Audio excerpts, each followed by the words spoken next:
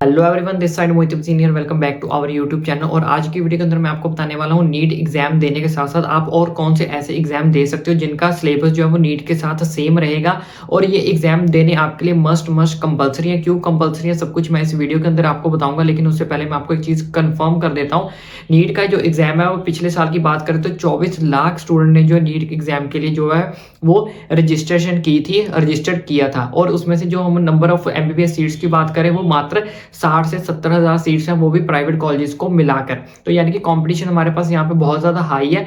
मैं ये नहीं कह सकता कि आप नीट का एग्जाम नहीं क्लियर कर सकते, आपके अंदर वो कैपेबिलिटी नहीं है। मैं आपको डिमोटिवेट नहीं कर रहा हूँ। मेरा सिंपल मोटिव आपको ये बताना है कि अगर आप नीट का एग्जाम दे ही रहे हैं तो अपना एक बैकअप लेके जरूर चलें, जिसके अंदर आपका जो सिलेबस है वो आपको सेम टू सेम देखने को मिलेगा। फिजिक्स भी आपको सेम मिलेगी, केमिस्ट्री भी सेम मिलेगी, बायोलॉजी भी सेम मिलेगी। सब कुछ आपको वही करना है। जस्ट आपको सिर्फ एक एग्जाम देने जाना है, लेकिन ऑलमोस्ट आपका जो सिलेबस है वो सेम टू सेम रहने वाला है। अब मैं आपको ये इसलिए बता रहा हूँ क्योंकि कुछ बच्चों का अटेम्प्ट फर्स्ट होगा, कुछ बच्चों का अटेम्प्ट सेकंड होगा, कुछ बच्चों का अटेम्प्ट थर्ड भी होगा, और कुछ बच्चे तो फ्रस्ट्रेट भी हो चुके होंगे कि नहीं भाई मुझसे एमबीबीएस नहीं हो रही। तो उसके अलावा हमारे पास फर्दर ऑप्शंस होते हैं। एमबीबीएस के बाद अगर आपको डॉक्टर ही बनना है तो बीएमएस का ऑप्शन होता है, बीएचएमएस का, जो कि आयुर्वेदिक फील्ड के अंदर चला जाता है। लेकिन कुछ बच्चों का वो भी क्लियर नहीं हो पाता। तो इसके अलावा हमारे पास कौन कौन से ऐसे फर्दर ऑप्शंस रहने वाले हैं जो आपको सेम सिलेबस के साथ आपको जो है अपनी फील्ड के अंदर ही आपको अच्छा खासा जो है वो आगे चल के डेजिग्नेशन देंगे, आपको अच्छी खासी सैलरी देंगे, अच्छी खासी आपको जॉब प्रोवाइड जो है वो करेंगे।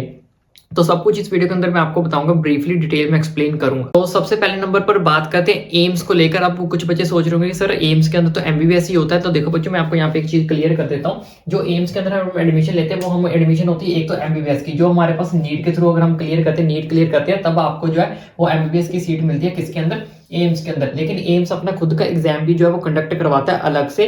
वो किसके लिए होता है? वो हमारे पास यहाँ पे होता है नर्सिंग के लिए और पैरामेडिकल के लिए। इन दो फील्ड के अंदर अगर आप जाना चाहते हैं तो इसके लिए अलग से आपको एग्जाम देना पड़ेगा, जो एम्स खुद कंडक्ट करवाता है। उस एग्जाम का नाम क्या होता है वो मैं आपको बता देता हूँ। उसका होता है एम्स पार, PAAR, ये एग्जाम का नाम होता है। अगर आप नर्सिंग या फिर पैरामेडिकल कोर्सेज के अंदर जो जाना चाहते हो, इस चीज को मैं आपको कंफर्म कर देता हूँ। लेकिन जो भी बच्चे एम्स के थ्रू नर्सिंग करते हैं या फिर पैरामेडिकल कोर्स के अंदर एडमिशन लेते हैं, इससे पास आउट होते हैं, ग्रेजुएट होते हैं, तो आपको अच्छी खासी सैलरी मिलती है और अच्छी खासी आपकी जो लाइफ है आगे जाके सेट हो जाएगी। इस चीज का आपको ध्यान रखना, जो भी बच्चे एम्स के थ्रू जो इस चीज को क्लियर करेंगे, नर्सिंग को और साथ ही साथ पैरामेडिकल कोर्सेज को। तो बच्चों बैकअप के लिए आप एम्स का एग्जाम जो है वो जरूर भरें। जैसे कि मैंने आपको बताया, इनका जो सिलेबस है वो ऑलमोस्ट सेम रहने वाला है। 11th 12th की फिजिक्स, केमिस्ट्री और बायोलॉजी पूछी जाएगी। लेकिन नर्सिंग के अंदर आपको एम्स का अगर एग्जाम देना है तो साथ में आपको इंग्लिश प्लस जीके भी आती है। लेकिन अगर आप इंग्लिश प्लस जीके पे इतना कॉन्सेंट्रेट नहीं करते हो, नहीं भी कर पाते हो, तो कोई दिक्कत और परेशानी वाली बात नहीं है। अगर आप फिजिक्स, केमिस्ट्री और बायोलॉजी को ही अच्छे से कर लेते हो तो आपका सिलेक्शन जो है वो आराम से हो जाता है एम्स के अंदर। इसलिए बैकअप के तौर पर जो है अपना एम्स का एग्जाम जो है वो जरूर फिल करें। और इसके एग्जाम डेट की मैं बता देता हूँ। इसके जो फॉर्म्स की डेट है, सॉरी, जो फॉर्म्स की डेट यहाँ पे आपको देखने को मिलेगी, इसके जो फॉर्म्स है वो आपको मार्च में आएंगे। तो मार्च में इनके जो फॉर्म्स निकलेंगे वो सब कुछ आप चैनल सब्सक्राइब करके रख लो, मैं वो आपको बताऊंगा कब फॉर्म्स आएंगे कब नहीं आएंगे। वैसे इनकी जो डेट होती है वो मार्च में आने की होती है, इनके जो फॉर्म्स आते हैं मार्च में। तो बच्चों उसके बाद बात करते हैं सेकंड नंबर के एग्जाम की। तो सेकंड नंबर का एग्जाम हमारे पास यहाँ पे है कि आपको अपनी अपनी स्टेट का क्या करना है, नर्सिंग और पैरामेडिकल का एग्जाम जो फिल करना है। हर स्टेट का अपना अलग अलग नर्सिंग और पैरामेडिकल एग्जाम जो वो होता है। हर स्टेट अपना अपना अलग अलग एग्जाम जो कंडक्ट करवाती है। राजस्थान अलग करवाती है, हरियाणा अलग करवाती है, पंजाब अलग करवाती है। तो आप अपनी स्टेट का नर्सिंग और पैरामेडिकल का जो फॉर्म्स है वो फिल कर सकते हैं। ऑलमोस्ट सिलेबस सबका सेम रहने वाला, मैं अगेन आपको रिपीट कर रहा हूँ। सिलेबस सबका सेम रहेगा। जो आपकी नीट की प्रिपरेशन कर रहे हो वही सेम टू सेम सिलेबस रहेगा। कुछ इससे आपको इसमें अलग से एक्स्ट्रा पढ़ने की नीड नहीं है। जस्ट आपको अलग से सिर्फ एक्स्ट्रा फॉर्म फिल करना है बैकअप के तौर पर। और एक चीज का खास करके ध्यान रखेंगे, जो नर्सिंग की अपॉर्चुनिटीज हैं होती हैं वो गर्ल्स के लिए थोड़ी ज्यादा होती हैं, इसलिए बॉयज को यहाँ पे अपॉर्चुनिटी कम मिलती है। अपॉर्चुनिटी इन द सेंस ऐसा नहीं कि आप नर्सिंग नहीं कर सकते, आप नर्सिंग कर सकते हो, लेकिन उसमें जो नंबर ऑफ सीट्स होती है बॉयज के लिए वो बहुत ज्यादा कम होती है। तो लिमिटेड आप सीट्स कह सकते हो बॉयज के लिए होती हैं। तो बॉयज को ज्यादातर अपॉर्चुनिटीज मिलती है वो पैरामेडिकल कोर्सेज के अंदर मिलती हैं।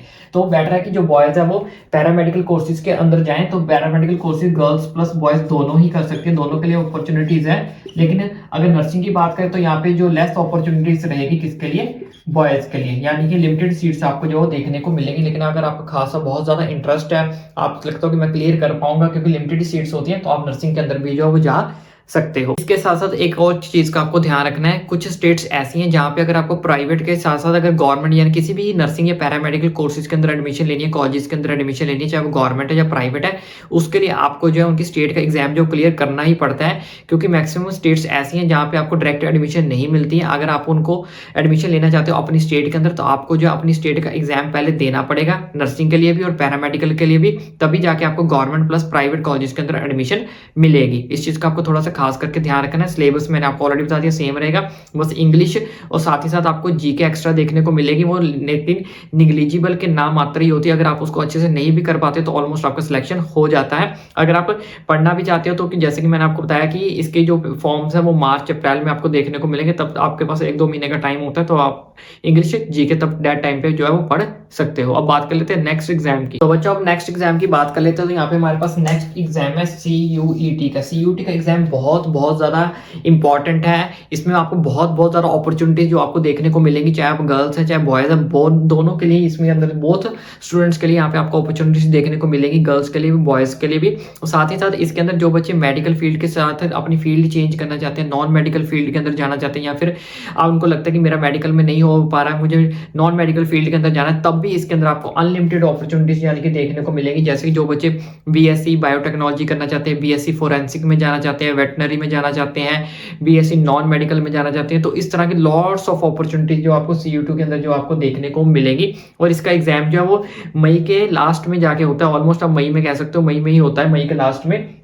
और साथ ही साथ इसके अंदर जो आपको सिलेबस भी है, जो ओनली 12th का ही सिलेबस आपको देखने को मिलेगा। तो इसके अंदर मैं यही आपको रेकमेंड करूंगा कि ये सीयूटी का एग्जाम बैकअप के तौर पर जरूर भरें, ताकि इसके अंदर आपको काफी ज्यादा अपॉर्चुनिटीज है, वो आपका साल बर्बाद ना हो। जिन बच्चों का लगता है कि मेरा एमबीबीएस नहीं हो पाएगा, मुझे मेडिकल में मेरा नहीं हो पा रहा, तो ऐसे बच्चे सीयूटी को बिल्कुल भी जो है वो स्किप ना करें। 12th का सिलेबस होने की वजह से इस एग्जाम को बहुत सारे बच्चे जो इजीली क्लियर कर लेते हैं और इजीली उनको बड़े बड़े कॉलेजेस में एडमिशंस मिल जाती है, अपॉर्चुनिटीज मिलती हैं। एएमयू में जाना है, अगर आपको बीएचयू में जाना है, आईसीआर में जाना है, तो बहुत बड़े बड़े कॉलेज जो है वो सीयूटी के अंदर थ्रू ही आपको जो है वो एडमिशन देते हैं। इसके बाद बात कर लेते हैं अब नेक्स्ट एग्जाम की। तो यहाँ पे हमारे पास नेक्स्ट एग्जाम होने वाला है आइजर, नाइजर और बारक का। अब ये एग्जाम किसके लिए होता है वो भी मैं आपको क्लियर कर देता हूँ। आइजर, नाइजर और बारक का जो भी बच्चे रिसर्च के अंदर जाना चाहते हैं, साइंटिस्ट के अंदर इंटरेस्ट रखते हैं, तो ऐसे बच्चों के लिए ये जो एग्जाम्स है वो मोस्ट इंपॉर्टेंट और मोस्ट बेनिफिट देने वाले एग्जाम्स हैं।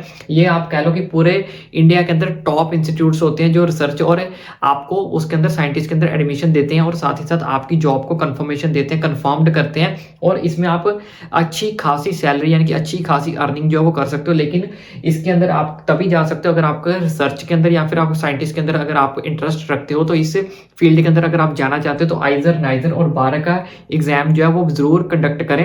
अब इसके ऊपर मैंने एक डिटेल में भी वीडियो ऑलरेडी बना रखी है कि इसमें आपको कैसे जाना है। उस वीडियो का लिंक मैं आपको नीचे डिस्क्रिप्शन बॉक्स में दे दूंगा या फिर वीडियो के लास्ट में भी दे दूंगा, वहां पे आप जाके देख सकते हो। उसके अंदर मैंने पूरी डिटेल में आपको समझाया हुआ है इसका क्या सिलेबस रहने वाला है और क्या क्या पेपर पैटर्न है, उसमें सब कुछ मैंने बताया। सिलेबस आपको वही रहेगा, फिजिक्स, केमिस्ट्री, बायोलॉजी ही आपकी जो वो रहने वाली है। तो जो भी बच्चे नीट का एग्जाम देने वाले हैं, नीट के लिए तैयारी कर रहे हैं, तो पहले तो उनको wish you all the best. हम तो यही चाहते हैं कि आपका नीट का एग्जाम ही क्लियर हो जाए और आप अच्छे खासे एक डॉक्टर बन जाए। लेकिन फिर भी अगर हमारा काम है आपको बताना कि डीमोटिवेट करना नहीं है, सिर्फ हमारा काम है आपको इन्फॉर्म करना कि अगर आप नीट के साथ साथ इन एग्जाम को जरूर भरें, क्योंकि ये सिर्फ आपका सेम सिलेबस रहने वाला, जस्ट आपको एग्जाम फिल करना। और जितने भी ये सारे एग्जाम्स होते हैं ये नीट के एग्जाम के बाद ही आपको एग्जाम जो वो देखने को मिलेंगे। जैसे एम्स हो गया, एम्स का एग्जाम भी जो नीट के एग्जाम के बाद होता है, उसके बाद स्टेट के एग्जाम्स भी नीट के एग्जाम के बाद होते हैं, सीयूटी का भी एग्जाम नीट के बाद ही होगा।